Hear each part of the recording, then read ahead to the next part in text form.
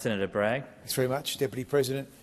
I wanted to take the opportunity to speak to the bizarre situation we have that this PRRT measure is bundled in with significant corporate governance reforms that have been flagged after the PwC scandal.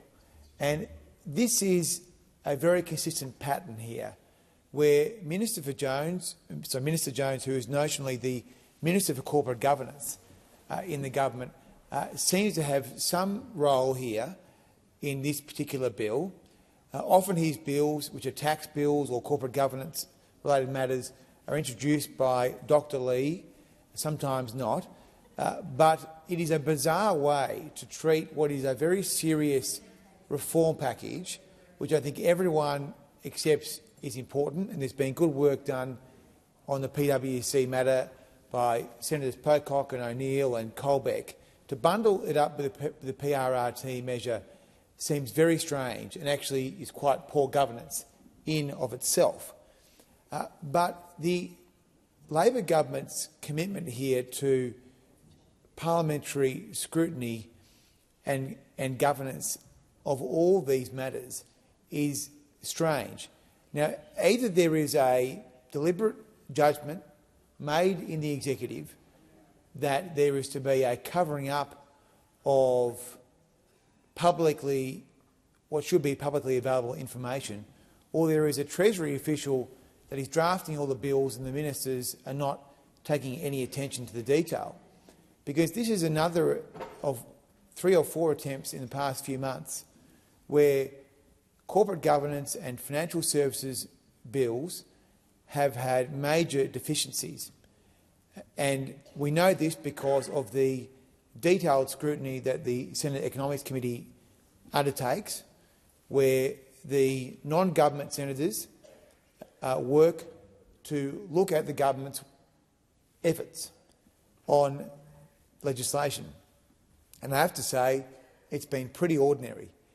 Only in the last few weeks we had to issue dissenting reports, the Coalition and the Greens, to say to the government its judgment to remove the parliamentary scrutiny in proposed changes to ASX ownership is to be rejected, because we believe that parliamentary oversight is a good thing, and that if there is to be a change in the ownership of something like the Securities Exchange, then it should be subject to a disallowance.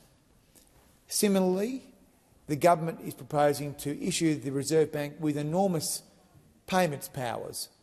Now, I believe that from a geopolitical but also economic perspective, payments policy will be very significant judgments in the coming years.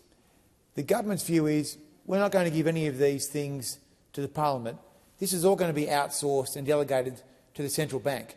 And the central bank can make laws effectively without any parliamentary oversight and any capacity for the parliament to disallow an instrument. Now, all you have to do is read The Economist in the last few weeks and you'll see there is a massive proliferation of payment systems around the globe, and the Labor government's position is that is not a matter for us, that is going to be a matter for the central bank. So it is the delegation of authority to agencies which is fundamentally undemocratic.